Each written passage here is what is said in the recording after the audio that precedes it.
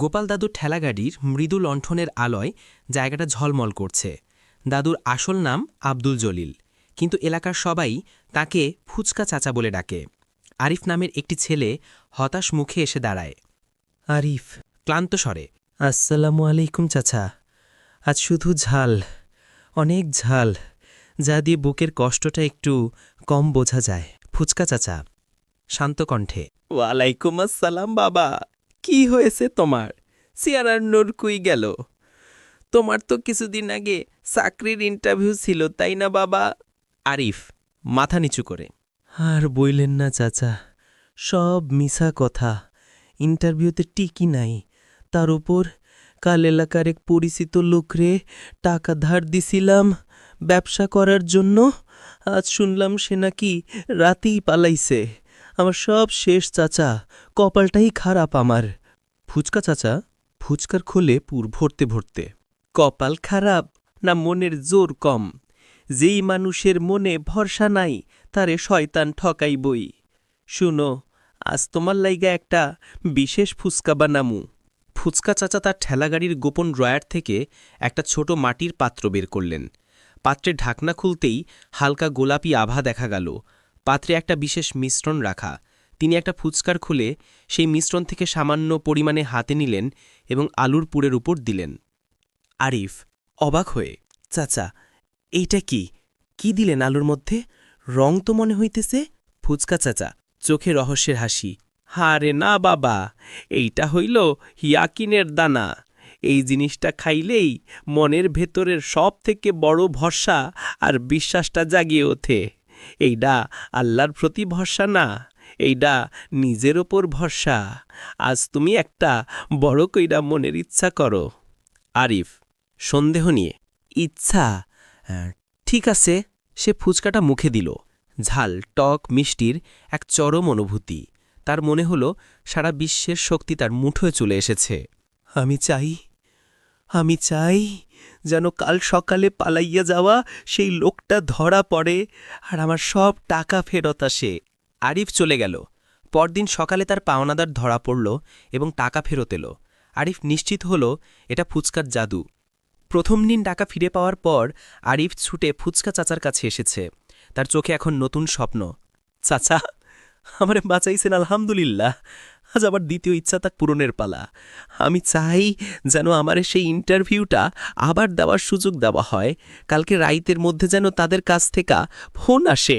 ফুচকা চাচার কাছ থেকে ইয়াকিনের দানা নিয়ে আরিফ গভীর বিশ্বাসে বাড়ি ফিরল। সে রাতে আর ঘুম আসে না। সে বিশ্বাস করে কাল ফোন আসবেই। এই বিশ্বাসে সে তাদের কোম্পানির ওয়েবসাইট ঘাঁটতে শুরু করল। পরের দিন বেলা ১১টা। ফোনটা বেজে উঠল। স্ক্রিনে সেই কাঙ্ক্ষিত কোম্পানির নম্বর। কোম্পানির প্রতিনিধি, আমাদের সার্ভারে ত্রুটির কারণে আপনার ডেটা মিসিং। আপনাকে কি আগামীকাল সকালে আরেকবার সাক্ষাৎকারের জন্য আসতে বলা যায়? আরিফ আনন্দে প্রায় লাফিয়ে উঠে, জি অবশ্যই, আলহামদুলিল্লাহ। আরিফ ফোন রেখে প্রায় চিৎকার করে উঠল। সে নিশ্চিত এটা ফুচকার জাদু। কিন্তু আসলে তার বিশ্বাস তাকে ফোন আসার আগেই কোম্পানির সব তথ্য মুখস্থ করতে সাহায্য করেছিল। ইন্টারভিউতে সুযোগ পাওয়ার পরদিনই আরিফ আবার ফুচকা চাচার কাছে হাজির। চাচা, তৃতীয় ইচ্ছে, আমি চাই যেন আমাদের এই রেললাইনের ধারের ভাঙা রাস্তাটা যেন তাড়াতাড়ি ঠিক হয়। সবাই যেন এই কাজের জন্য আমার নাম মনে রাখে। আরিফ ফুচকা খেয়েই কাজ শুরু করে দিল। এই বিশ্বাসে ভর করেই সে সরাসরি স্থানীয় কাউন্সিলর অফিসের দিকে রওনা হল। অন্যান্য দিন হলে সে শুধু দূর থেকে দেখে আসত। আজ সে অফিসের ভেতরে ঢুকে গেল এবং কাউন্সিলর অফিসের সামনে চিৎকার শুরু করে দিল। আরিফ উচ্চস্বরে, আপনারা কিসের জনপ্রতিনিধি? এই রাস্তার হাল দেখছেন? আজই কাজ শুরু করেন। আরিফের এই অকুণ্ঠ আত্মবিশ্বাস এবং জেদ দেখে কাউন্সিলর ভয় পেলেন। তিনি ভাবলেন নিশ্চয়ই কোনো প্রভাবশালী কেউ লোকটা পাঠিয়েছে। তিনি তৎক্ষণাৎ আরিফকে ডেকে আশ্বাস দিলেন। পরের দিনই রাস্তার কাজের প্রক্রিয়া শুরু হল। আরিফ ভাবল ফুচকা তার মুখের কথাগুলোকে শক্তিশালী করেছে। আরিফের বড় বোনের বিয়ের জন্য গয়নার টাকার চিন্তায় তার মা খুব মন খারাপ করে আছেন। আরিফ, চাচা, এইটা আমার চতুর্থ ইচ্ছে। আমি চাই যেন কোনো অপ্রত্যাশিত জায়গা থেকে সেই গয়নার টাকাটা চলে আসে। ফুচকা নিয়ে আরিফ গভীর বিশ্বাসে বাড়িতে বসে রইল। রাতে অনেকদিন যোগাযোগ না থাকা দূর সম্পর্কের এক দূরমামা তাদের বাসায় এলেন। মামা, আমি তোমাদের বাবার কাছ থেকে একখণ্ড জমি বিক্রির টাকা পাওনা ছিলাম। বোনের বিয়ের আগে ভাবলাম এই টাকাটা এখন তোদের খুব কাজে লাগবে। মামা মোটা খাম তুলে দিলেন। টাকাটা গুনে দেখা গেল যা গয়নার জন্য দরকার ঠিক ততটুকুই আছে। আরিফ শিহরিত হল। সে ভাবল ফুচকা সেই মামাকে প্রভাবিত করেছে। আরিফ: চাচা, এবার একটা বড় সমস্যা। আমাদের পৈতৃক ভিটার একটা ছোট জমি নিয়ে এলাকার প্রভাবশালী করিম শেখের সাথে অনেক দিন ধরে ঝামেলা। আমি চাই কালকের মধ্যে যেন সেই জমির ঝামেলাটার একটা শান্তিপূর্ণ সমাধান হয় এবং করিম শেখ যেন তার দাবি ছেড়ে দেয়। আরিফ ইয়াকিনের দানা মিশ্রিত ফুচকা খেল এবং সরাসরি করিম শেখের বাড়িতে গেল। শেখ সাহেব, আমি আপনার পায়ে ধরে অনুরোধ করতে আসিনি। আমি আসছি একটা সঠিক সমাধানের প্রস্তাব দিতে। আরিফের এই অকুণ্ঠ আত্মবিশ্বাস করিম শেখকে চমকে দিল। এত বছরের মধ্যে এটা প্রথম তাদের পরিবারের কেউ এত সাহস নিয়ে তার সাথে কথা বলছে। করিম শেখ ভাবলেন নিশ্চয়ই আরিফ নতুন কোনো বড় রাজনৈতিক সাপোর্ট জোগাড় করেছে। এই ভয় ও সন্দেহে তিনি দমে গেলেন এবং রফায় বসতে আজই হলেন।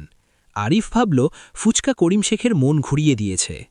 চাচা, আরেকটা ফুচকা চাই। পরশুদিন একটা খুব গুরুত্বপূর্ণ পরীক্ষা আছে, কিন্তু আমি কিছুতেই মন দিতে পারছি না। আমি চাই কালকের পুরো দিনটা যেন আমি একটানা মন দিয়া মনোযোগ সহকারে পড়তে পারি। ফুচকা খাওয়ার পর আরিফ মনে মনে শপথ নিল, আমি পারবই। এই বিশ্বাস তাকে এতখানি মনোবল দিল যে সে ঘুম বা ক্লান্তি দূরে ঠেলে দিনের বেলায় ফোন বন্ধ করে পড়তে বসল। এই অদম্য জেদ তাকে একটানা পড়তে বাধ্য করল এবং পরীক্ষায় সফল হল। চাচা, বিপদ। আমার অফিসের খুবই দরকারি একটা ফাইল খুঁজে পাচ্ছি না। এটা না পেলে আমার নতুন চাকরিটা হয়তো বাতিল হয়ে যাবে। আমার সপ্তম ইচ্ছা হল কালকে সকালে যেন আমি এই ফাইলটা আমার হাতের কাছেই পেয়ে যাই। ফুচকা নিয়ে আরিফ অস্থিরভাবে সব জিনিসপত্র আবার ঘাঁটতে শুরু করল। সে মনে মনে ক্রমাগত বলছে, আমি পাবো, আমাকে পেতেই হবে। এই বিশ্বাস তাকে নিরলসভাবে খুঁজতে বাধ্য করল। রাতে সে আলমারির একেবারে ওপরের তাকে হাত দিয়ে পুরনো একটি জীর্ণ বইয়ের নিচে ফাইলটি খুঁজে পেল। তার মনে পড়ল তাড়াহুড়োয় সেই সেখানে রেখেছিল। আরিফ ভাবল ফুচকা তাকে সঠিক জায়গায় হাত দিতে সাহায্য করেছে। আরিফ: চাচা, আমার অষ্টম ইচ্ছে। আমি চাই আমি আগামী 1 সপ্তাহ আমার হাতে থাকা সব টাকা সঠিকভাবে খরচ করতে পারি, কোনো অপচয় যেন না হয়। ফুচকা খাওয়ার পর আরিফ মনে মনে শপথ নিল, আমি পারবই। এই বিশ্বাস তাকে প্রতিটা জিনিস কেনার আগে দ্বিধা করতে বাধ্য করল। সপ্তাহ শেষে আরিফ দেখল তার পকেটে আগের চেয়ে অনেক বেশি টাকা রয়ে গেছে। তার অন্ধ বিশ্বাস তাকে প্রতিটি মুহূর্তে সচেতন থাকতে বাধ্য করেছিল। চাচা, এটা আমার নবম ইচ্ছে। আমার বাবার সাথে ছোট চাচার অনেক দিনের ঝগড়া। আমি চাই কালকে যেন আমি তাদের দুজনকে এক করে দিতে পারি, আর তারা যেন সব ভুল বোঝাবুঝি ভুলে যায়। ফুচকা খেয়ে আরিফ সরাসরি তার ছোট চাচার বাসায় গেল। সে নিশ্চিত সে তার কথায় সফল হবে। চাচা, আল্লাহর দোহাই লাগে, বাবার সাথে আর কতদিন কথা বন্ধ রাখবেন? আপনারাও মুরব্বী, আমরা ছোটরা কষ্ট পাই। আরিফের কথায় কোনো ভয় ছিল না, ছিল এক প্রবল আবেগ এবং আত্মবিশ্বাস। তার সাহস দেখে চাচার মন নরম হয়ে গেল এবং তিনি মিটমাটে রাজি হলেন। 10ম দিন। আরিফ এখন চরম আত্মবিশ্বাসী। সে ফুচকা চাচার কাছে মিষ্টি নিয়ে এলো। চাচা, আলহামদুলিল্লাহ, আপনার ফুচকা দিয়ে আমি অসম্ভবকে সম্ভব করছি। আজ আরেকটা দেন, নতুন ব্যবসা শুরু করব, সেটার জন্য একটা বড় ইচ্ছে করব। ফুচকা চাচার শান্ত চোখে তাকিয়ে বললেন, বসো বাবা, এই নাও তোমার সাধারণ ফুচকা। আজ তোমার লাইগা আর সেই বিশেষ জিনিসটা মেশাই নাই। আরিফ বিস্মিত হয়ে বলল, কি বলছেন চাচা, কেন? ফুচকা চাচার দৃঢ়তার সাথে, জাদু নয়, তবে জাদুর চেয়ে কম কিছু নয়। তোমার ইচ্ছাটা পূরণ হয়েছে কারণ আমি তোমাকে একটা জিনিস দিছি, সাহস। তুমি যখন টাকা ফেরত বা চাকরির ইচ্ছে করছো, তখন তোমার মন বিশ্বাস করছে যে তুমি সফল হবে। সেই বিশ্বাসই তোমার হাত দিয়ে কঠিন কাজগুলো করাইছে। তোমার অদম্য আত্মবিশ্বাসী তোমাকে করিম শেখের কাছে পাঠিয়েছে, কাউন্সিলরের সামনে দাঁড় করিয়েছে। আরিফ চোখ ছলছল করে বলল, আমি বুঝতে পারছি চাচা, আমি ভেবেছিলাম ম্যাজিকটা ফুচকায়, কিন্তু ম্যাজিকটা ছিল আমার নিজের মধ্যে। আমি শুধু ফুচকাটাকে অজুহাত হিসেবে ব্যবহার করে নিজেকে জোর দিচ্ছিলাম।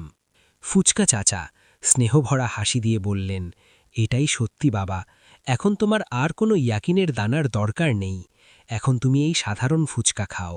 এখন তোমার ভেতরের ইয়াকিনের দানা নিজেই তৈরি হবে। আরিফ সেই সাধারণ ফুচকাটা খেল। তার কাছে সেই স্বাদ এখন পৃথিবীর সেরা স্বাদ মনে হল। সে আর এখন কোনো জাদুর অপেক্ষায় থাকবে না, তার ভেতরের শক্তিই তার জাদু।